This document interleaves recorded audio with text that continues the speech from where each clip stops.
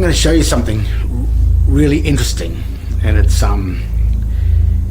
how the new corporate banking cartel governments of the world rely on and depend on our stupidity in order for them to get their assumed consent to operate over and above us.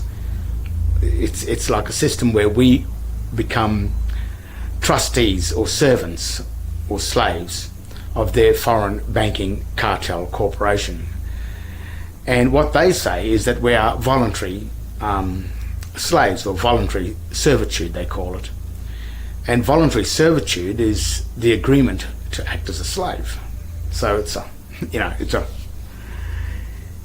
a system, because a lot of us say in this new corporate system they can't understand how they have become subject to all these draconian laws. Farmers losing their lands, manufacturing in Australia has been decimated, the fishing industries, and like I say, the footwear, the clothing, all industries in our country have been destroyed and are in the process of being destroyed through policy that is a destructive policy that really leaves our nation floundering on an international scale. Now, this is all sort of planned in the Agenda 21 and the Agenda 30 thing, But tonight I'm going to show you one of the dirty tricks that they have used and deceived us as people, nationals of our own country, and rendered us as citizens of a foreign corporation that is usually subject or registered to the United States Securities and Exchange Commission in Washington, D.C. So by becoming a citizen of the Commonwealth of Australia and the states such as State of Queensland, State of Victoria, State of New South Wales, etc., when we enter into citizenship of those states are registered corporations on the United States Securities and Exchange Commission in relation to the US Federal Reserve within Washington, D.C., which is the District of Columbia, which changes your standing, your legal standing and your political standing from being a national of Australia or a citizen from your own districts here in Australia to a citizen of a foreign district. And the reason how they do that is they just simply call the corporation or the company or the entity or the organisation Commonwealth of Australia. But of course, when you check, as you can see here, it is written in an all uppercase text, which is a hieroglyphic or Egyptian hieroglyphic text, and it is not English, not at all. So that's the first trick, by using a debased language, and which we've in past videos I've gone into this debased language when they're using it. But there's another really interesting trick that they use to get you to fall for this for their scam, their pyramid system. And look, they've got, in one way, they've got a point, because they've got approaching 7 billion people on this planet, which is 2018. And their story, or their reason for this, is that they need to control the masses through a military system, which means that when you're in the military, you don't have rights, you have a privilege, but you break the rules of that military ship, or that military organisation or corporation, and you are subject to the penalties that are already put in place, which really means that you're not subject to a fair trial or justice. It is, if the higher ranking officer says you did something wrong, then you have done something wrong according to them. The accusation, it's not an accusation, it's a charge. They've bypassed the accusing bit where you have the right to go to a court and defend it. They give you that, it's justice is seen to be done, but in actual fact, once you've been charged, the accusation has been assumed already, and then you have to fight that charge. And to enter into that system, you have to agree to be the citizen of their ship, you see. And once you agree to that and hold that birth certificate of their ship or their corporation, their foreign corporation, that's called Commonwealth of Australia or State of Queensland or State of Victoria or whatever, once you hold that birthing certificate of their foreign District of Columbia, then they can say, well, you applied for it, so therefore you agreed to enter into the ship and leave your own country. So therefore they call it voluntary servitude, where you agreed to enter into their foreign military ship, even though they called it Commonwealth of Australia and wrote it in debased Latin. The full disclosure, people say there's no full disclosure, but it is. The full disclosure is in the grammar, because when you know your grammar, you can look at the company and know it's not reading what it's assumed to be read. Remember, that law is a presumption of law. The presumption, there's an old maxim that says the fact negates the presumption. It overrides or overrules the presumption. So the very minute a fact is recognised, then the presumption is no longer there. You have to think about some of these things sometimes, because a man is born, but he has the option of two births where he wants to dock his body through the dockmaster, which are the doctors who can, they can dock you into life and you're not dead until you've been docked out of life. But you have a choice of two births, the birth of the debtor and the birth of the creditor. That's your choice. Now, it starts with the birthing certificate. That's sort of where it all really begins. So when you get to 18 or whatever and you want to go and get a bank account and a driver license or anything, but usually it's a bank account. They say, well, you'll have to go and apply for a license. You'll have to go and apply for a birthing certificate, birth certificate. So you say, yeah, okay, I'll go and do that. So you walk into the courthouse, which is really, these days, before we go on with this story, birthing certificates are now housed in Australia in the CBA building at 180 Ann Street. The CBA building is the Commonwealth Bank of Australia building. All the birthing certificates were taken out of the government printing office at 110 George Street, which sure is already one evil looking building, as you can see here. The satanic the satanic symbols on this building are telling you something. But as you can see with the new building, it also houses a modern form of satanic symbolism. That's the snake or the vine that is on the building, and that comes from the old Roman god of Libor, which is the Roman god of wine, and the vineyards, which is the vines that creep through everything and attach themselves. A vine can't stand on its own legs, it has to be supported by something else. So back to our story. You walk into the court, say, sir, you walk into the courthouse at the counter downstairs, wherever it is, and so I'd like to apply for a birth certificate. And I said, yes, by all means. We're going to need your name and your date of birth. And this is where it all starts. I say, what's your name? And you'll say, my name is John Henry Doe, which is really the Christian name and your surname attached as one name. That's what you will say. So they say, yes, no worries. Then you will say, they will ask you for your date of birth. So you will make another error and you will say, my date of birth is the date I was born.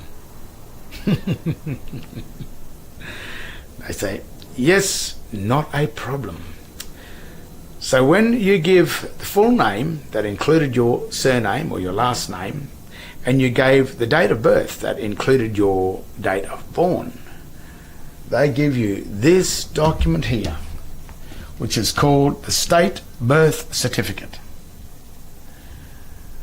And you will walk out with that, and you'll take that around to the bank and say, look, I got my certificate. and they will know exactly what to do with that certificate. Because the information on this certificate gets this certificate.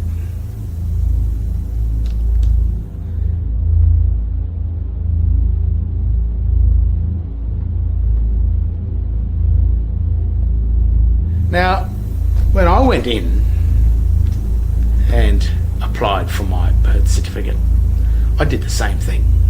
I walked in happy as ever. "Hello, how are you?" to the girls at the court. And they said, "Yes, what can we do for you?" And I said, "I would like to apply for a birth certificate." And they said, "Well, we're going to need your name and your date of birth." And I said, "Yeah, no worries." So they said, "Well, what's your name?" And I gave my name. That is, on the birth certificate, the state birth certificate, it says here, in this case, this is William Vaughan Izard, if he gave his full name. But on the birth certificate, and on yours, and on everybody's birth certificate, the only name that exists on this is William Vaughan, which is John Henry, the Christian name only. It is no surname attached to that name there. The surname is attached to your father and your mother. They have surnames, but you don't. So remember that. This is the evidence that your name is only, in this case, William Vaughan. In my case, Romley Stewart. In the general trend, John Henry, not Doe. The John Henry name is there. So that's something that you've got to think about when you give your full name. Because if you give your full name as John Henry Doe, they will give you this. So I gave my full name. "Would you like my full name?" I said, yeah. I said, "Yes." They said, "Yes, we want your full name." I said, "My full name is exactly what's on the birth certificate here, Romley Stewart." I did not enter the John Henry Doe.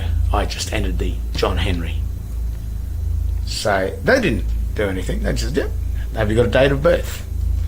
Now, it's very interesting because the word date is the key to this scam. Because the birth is the creation of an office, the birth of an office, or the birthing of a ship, the birthing of a corporate entity, the birthing of a corporation, an entity of some kind, an organisation. The date that is birthed, the date of registration of that, is the date of birth. So the word date refers to the date of the acknowledgement of the deed, and not the day the thing itself was created. So where you would have given your full name as John Henry Doe and your date of birth as the date you were born, I gave the Christian name and the date that it was registered up here. See that? That's the date of registration. That's the date that this certificate was stamped and entered into the court. On the certificate of birth, it has this information because it has in this box up the top here, name, which is the full name of the child, which is William Vaughan, the date he was born, on the 22nd of April in 1953. But down here it says the date of registration, which in this case it was 8th of May 1953. So it was around a month after, a little over 1 month after, where this certificate, in his case, they created the proper certificate of birth. So on your birth certificate, your state birth certificate, it provides the information of your name, which is your full name, which is only your Christian name. It provides the date you were born, but it also provides the date of registration. The date of registration is the date of birth. Now remember, I'm the tin foil hat. I was the crazy one. I was the crazy one. Yet, legally and lawfully, all this information is here in full disclosure. They haven't hidden it. They haven't hidden anything. So, back in the court, I gave the date of birth as the registration date. They said, yep, no worries. Just got on the phone. We'll just ring the births, deaths and marriages, which instead of being at 110 George Street, it has changed to 180 Ann Street, Brisbane City. In the city, not Brisbane, but Brisbane City. And after about 7 seconds, she said, yes, sir, we have found your birth certificate. I said, oh, thank you very much. I said, would you like us to send it to you, to your ad address? I said, no. I said, you send it to the court. And I want nothing written on the back as stamped to who the Mr. is, to Mr. Doe. I just want you to send the certificate. So they called the Registrar General, David John. He should still be there as the Registrar General. He still is at 2018. And he got on the phone and he said, what would you like? And I said, I'd like you to send the birth certificate to the court and I will collect it over the counter. He said, yeah, that sounds fine. Gave it back to the girls. And I said, yep, no worries. So after about a week and a half, 2 weeks, the girls rang me up from the court and said, your birth certificate has arrived at the court. I said, thank you very much, I'll come in and get it.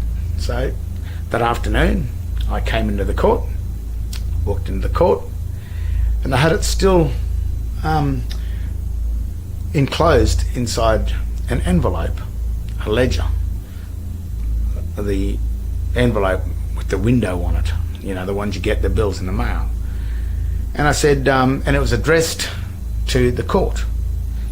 I said, I can't open this is addressed to the court. I would be violating section 85Q and 85N, I think it is, of the Crimes Act 1914, which is a 10-year imprisonment for interfering with another person's mail. So I said, this is addressed to you. You can only open this. I can't do that. So they said, oh, okay, well, do you mind if we open it? I said, no, you open it. So they opened it. And then they pulled out, not this, they pulled out that. Now, even the girls at the court said to me, what's that? I said, that's a birth certificate. That's the certificate of birth that you get when you know your name and your date of birth. If you don't know your name and your date of birth, they will make you up a birth certificate and treat you as a debtor of their state. But when you apply for this one, you become the creditor of their bank, their state. I mean, it used to be the government, but because Australia doesn't have a government anywhere, the banking system has taken over. The Rothschilds owns the US Federal Reserve and the Australian Federal Reserve, Federal Reserve of Australia. That one bank owns all of them. So that one bank has now become the government of all of the registered companies registered with the US SEC, which would even include like Britain as well, Australia, New Zealand, probably even the United States. They've all been put as companies with the United States Federal Reserve Bank. And that is so that the whole world can use that currency of that bank. That's like on the internet. I mean, it's got its good points, because you can now world trade with a currency, even though that the Australian currency and the US dollar and the euro, they're different currencies or have different values, but they all interlock in through the United States Federal Reserve Bank. That's where they're eventually going to try and bring in a one world currency. But that currency, in the Australian Constitution, it says that only the government has the right to coin the money. But this money has been coined or created by the US Federal Reserve, which is a foreign deity, a foreign account, a foreign nation. But by joining that nation, that's getting into an act of treason or treachery against their own nation. But we didn't know that, because they called the Queensland Queensland government, or the Queensland government, or the state of Queensland, when they registered that corporate name, State of Queensland and Queensland Treasury Corporation, and in Australia's case, the Commonwealth of Australia, when they registered that name as a company name with the United States Securities and Exchange Commission, that did not mean Commonwealth of Australia. And because they wrote that that text in an all uppercase hieroglyphic illustrative text, which is pictures and patterns. It is not a descriptive text. It's not proper English. It's not the common language. It's a foreign language. Because they wrote the Commonwealth of Australia in a foreign language, it did not read the Commonwealth of Australia.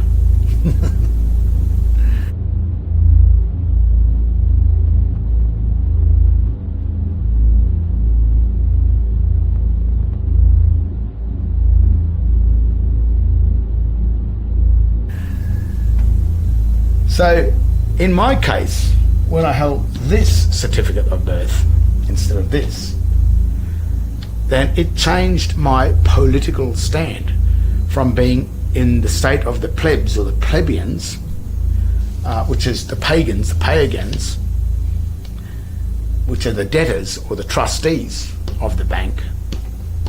I became the beneficiary or the patrician of the bank. And what happens when the Prime Minister swears his oath to serve the people of the nation and not the persons, then what he's saying is he serves these people, which is the creditors of the bank. But the thing is, if the bank, the Commonwealth of Australia Bank or the US Federal Reserve, can fool everybody into holding this certificate as a trustee of the bank and not as a creditor, but as the debtor of the bank, then that places the bank itself, if these people aren't here, then that places the bank as the one being protected by the state and being defended by the armies. The armies, the courts, the government are defending the bank. They are really defending the creditors in the bank. But to be the creditor, you must know how to get the certificate, the certification, the proof, the evidence that you are the creditor and not the debtor. Now, when you are in a court and the magistrate sings out, is John Henry Doe in the courtroom, he sings that name out because that's not your name, that's his name. And what he's waiting for is someone to walk in and claim his name, to believe that it's your name. And of course, those people that believe their name is John Henry Doe instead of just John Henry, which is the only evidence. There's no evidence of you being John Henry Doe. But on the certificate of birth, strangely enough, the full name, John Henry Doe, or in this case, William Vaughan Izard, does exist in the margin of the certificate of birth. But what it says here that my full name, dead, which is a cross, dead Christian name of child, is Romley Stewart, not Romley Stewart and the surname. It's just Romley Stewart. That's the given name. In this case, it would be William Vaughan. But in the margin is a very interesting piece of data. It says in here that I, David John, Registrar General, do hereby certify that this is a true photographic copy of a certificate of birth for John Henry Doe, the full name here, written as a proper noun, not as all uppercase text, but as a proper person, in my custody at the Registry of Births, Deaths and Marriages, and Brisbane, and I further certify that I have been declared an approved person in terms of section 105 of the Evidence Act 1977 to 1990. This is the proof that that's his name. Now, when you claim his name, we may be able to use that name as the creditor. But when the magistrate sings out your name is John Henry Doe in there, he sings out his name, he's singing out this name because he owns it and he needs someone to act as the debtor. Because if you don't walk in and claim that name, then the magistrate has got to pay the debts because he owns John Henry Doe. It's a really dirty trick. And the thing is, it's dangerous for the bank because if the people start to work this out, as you can see, every debt, all the money that the bank has lent out, may have to pay you back for your house loans, for everything that you've paid for the bank. That may have to be returned. And that's dangerous stuff. You can see why I've gone through so much hassle and threats and everything when I went to the police and said, we've got a problem here. We've got, there's something going wrong, but we've lost our real government of our country because our birth certificates are no longer in the printing offices, the government printing office. They're in another bank, the Commonwealth of Australia Bank, which is registered with the United States Securities Exchange, and it is certainly not registered with the Queen or Britain. Or does the Queen own the District of Columbia? I don't know. I mean, that's we can go further with that, but that's what's happened. I hold this certificate, and because it is a political stand, these are two poles. This is a house or an office of the debtor, the office of administration, and this is the office of the creditor. So the birth relates to when this office was created. The name of the person that's in there is simply the beneficiary. We are either the beneficiary of the house of the creditor, or if we remain in the surname, holding the surname of the birth certificate, we still become the beneficiary, but we become the beneficiary of a debtor state. So you're still nothing's changed inside, but it's just that if you're the beneficiary of an office of a debtor, then that office is going to completely always be empty because it's going over to pay the creditors. So if you are in the office of the debtors, then you will be forever paying the debts of that state. If you are in the office of the creditors, then your debts are constantly being paid by the office of the debtors.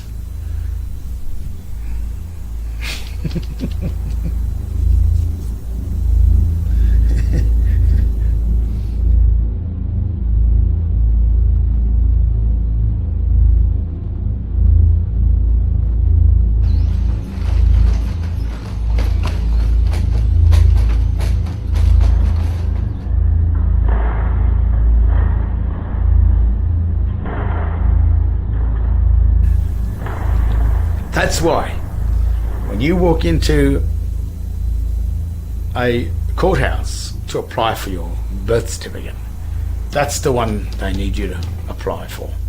That's why the society, they advertise your birthday and celebrate your birthday, because they're celebrating the day that you entered into the birth of the debtors. They created this birth on the same day you were born, because on the day you were born, they quickly tied this tag to your surname, John Henry Doe, the Doe bit. They tied to your heel or to your toe, and they created the office of the debtor first. Now, normally you will stay in the office of the debtors, which is normal, until you reach the age of 21, which is the age of majority. And at the age of majority, you have the right to come back to being a Christian, a true court Christian, not a quasi-Christian, but a true court Christian, or the patrician. You have that right at the age of 21. Or you have, if you don't come back to being to Christ or in the Christian trust or in the creditor trust, and you remain with the house of the debtors, then you become a thing called an adulterer, or they also call them adults, which is adult. So that means that's a person that no longer believes in Christ, in the creditor. That's a pagan, which really means pay again. So what's happening is you're paying for all your debts again. But the thing is, when you're in here, because you are the one that owns the birthright to the land that you were born on. You own the land. So like those farmers are getting kicked off the land. How can a farmer get kicked off the land when we as Australians own the land? And that's really easy. They hold this certificate here, which is the evidence that the court needs and the bank needs to prove that you are not the holder of land of Australia. You are in the office of the creditor of a company in the District of Columbia. And then that's why they call you a resident, which is someone that resides on the land. The word resident means someone that lives on land they don't own. So you've got to be careful of all these things. Same with the traditional blackfellas from this land, from this country. They call themselves the traditional owners, but they've got to watch what that word means, because the word traditional means one who has given or sold his land, given away or sold his land. So sometimes it's not about, there's a bit more to this than meets the eye. It's also the birthright of not just the original blackfella tribes that were on this land. It's people like me and 3 or 4 generations of my history that also now have a birthright to Australia. This is my only country. I love Australia just as much as anybody, and I have a birthright here. So that means that I have an obligation, just like the original blackfella tribes. We are obligated to serve and protect and defend this country. But the thing is, this attack has been a silent attack, not only just on the original blackfella tribes, when the right administration came here. This is also an attack on the white birthright, the white people that have been birthed on this country as well. And what these foreign banks, these Vatican-owned banks, are doing is they are usurping this thing over the birthright, the people that have been born on this country, and they use our birthright, our ownership of the mineral and the energy wealth of Australia. They use that ownership through this certificate as the security to make their money with. When they produce their dollars, their Federal Reserve notes that we use and think is money, it's not. That money is being printed off this certificate. And what happens is, this is the real certificate. This is you. This is the birthright. This is what gives the legal title to the bank. This gives you the equitable title. So the minute that they can remove you from here and put you over into the debtor's office, then that makes the bank then holding the equity, because the true equitable holder that is not there. He's gone over into the debtors, but he doesn't know he's there. He thinks he's a creditor. He thinks he's the real thing. But the very birthing certificates themselves, when you just get in and read them and look closely at what's happening with them, the full disclosure is actually on these certificates. On this one too. And the real full disclosure is that both of these certificates are fraud. They are banking frauds. But do we have to get rid of it yet? You know, if the bank is doing all the right things and we become the creditors of the bank, well, then the bank is doing all the work for us. The foreign United States Federal Reserve works for us, just like our prime ministers say when they sign their oath, when they go into the Governor General's office and swear their oath. They swear an oath to serve the people. That's who they serve. But if these people are over here, then they are actually serving the bank. Becomes from, there's the equitable title. This is the evidence that we've granted it to the bank as the administrator. The administrator then grants it back to us, because we walk into the court, we don't know who we are. And name and date of birth, yeah, John Henry Doe and date born. Yeah, come in, Spinner. And thank you. Here's a nice new shiny birth certificate. Look at this, got nice fadey looking stuff on it. How's that? And you think, oh, great. And you can go down to the bank now and you can borrow money as long as you pay it back, because you have to pay it back to yourself. But if you're not here, you still remain there. When you pay the money back to yourself and you borrow it from your house, you borrow your house loan, you take the money. As you're paying it back to the bank takes your money and it does pay it back to you over here. But when you finally die and you didn't ever come back here to claim your money, then all that money that you've paid back, that they've taken from your account, remains with the US Federal Reserve, which is the Rothschild dynasty. And that's probably a little bit why they have so much wealth. Something like 9/10 of the money in the world belongs to them. I've heard these stories, which is an amazing amount of wealth. But it's not that they've made the wealth or anything, they've just simply deceived. And, you know, it's not technically stolen. But if they've set up a society that doesn't allow you to ever know the difference between, or the tricks on how they've done this. If you don't know the art of conversion, which is converting you from the creditor of a bank into a debtor of the bank, by letting you become an account holder of the bank, which is a trustee. If you don't know these things, and I've made sure that in the schools, the state schools and everything, that you don't have the ability to know this, then you will always grow up in the world of the debtors, and you will never know anything else. You will never know that this other certificate exists. And to get it, how easy is it to get it? If you know your name and your date of birth, that's all you do. Name, John Henry, not John Henry Doe. Date of birth, the date of registration, or down here, the registration date, which is that date up there, which is the date of registration. So that's the fundamental, that's where the guts of this, you could almost call it a crime, but the thing is, they call it voluntary because you volunteered after you turned 21. You didn't come over here. And because it's a biblical trust, the system exists in the Bible. So they sort of say to us, they call us pagans, and that's the other reason why there is a Bible sitting in the court, is to remind us that the pagans are going to be punished in there. It's satanic in all ways.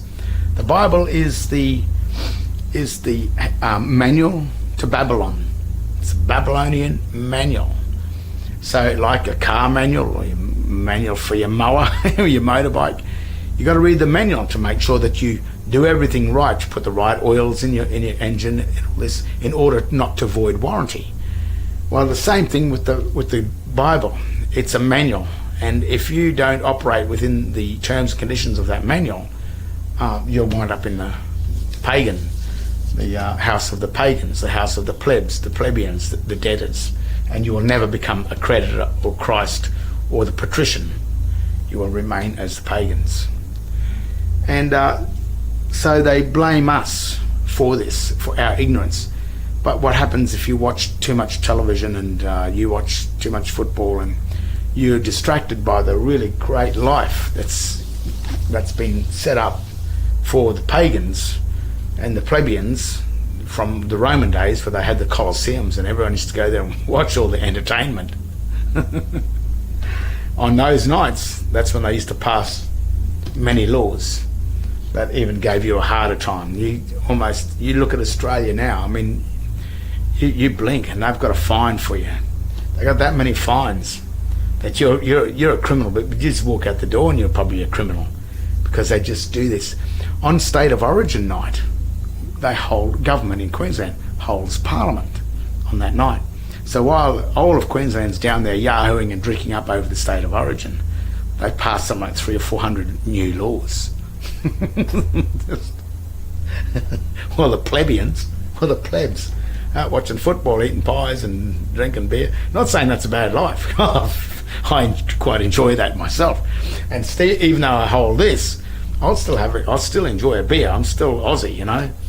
But being an Aussie, using your brains a little bit, this is not an Aussie. When you're a citizen of the Commonwealth of Australia, you are a District of Columbian. You know, I know you're not going to like that. Same with when you go into the church and you're in the church, the Anglican church, you're a Catholic, because the Church of England church, the real church, is no longer here in Australia.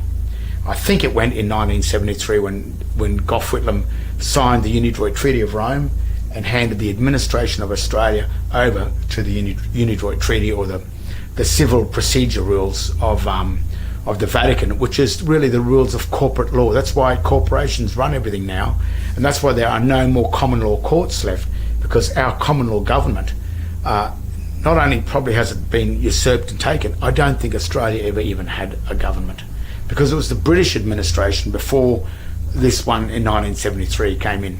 And the reason why Australia doesn't have a government is probably because there's just no Australians that can comprehend how to create the banks, the de jure banks, or the national banks, because Australians and not just Australians, people around the world, the art and the craft of modern day banking is limited to a very few amount of people, and that's why they keep it international.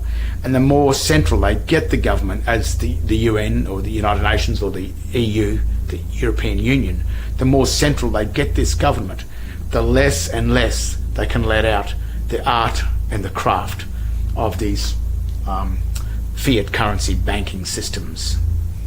And like, they're not actually dealing with money, they're dealing with dollars or debt notes. They are not dealing with gold and silver. And the security for those banks are these certificates, and that is now why this birth certificate, these ones here, sit in the CBA building in Brisbane and the state of Victoria and everything. They no longer sit in the government printing offices, they sit inside the bank, and that is the security of that. So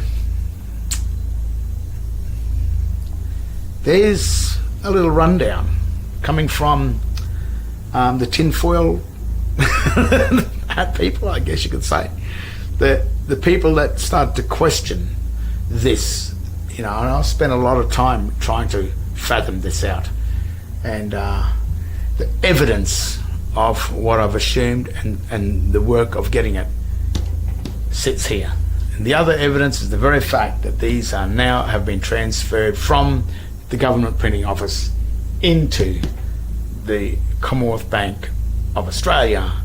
That is not the Commonwealth Bank of Australia, because it is the Commonwealth Bank of Australia Corporation, registered in the United States Securities and Exchange Commission, as you can see here. And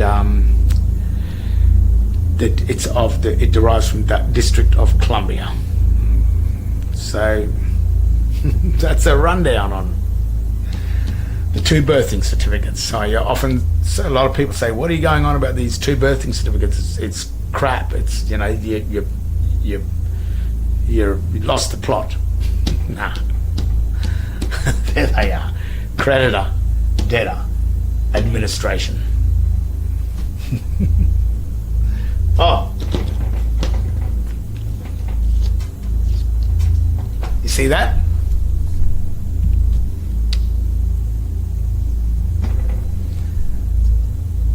That's the Joker.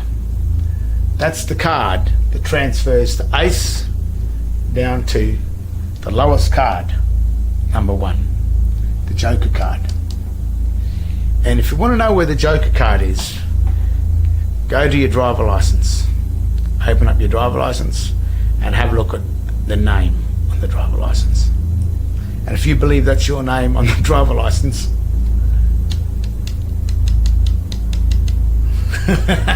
you've been deceived.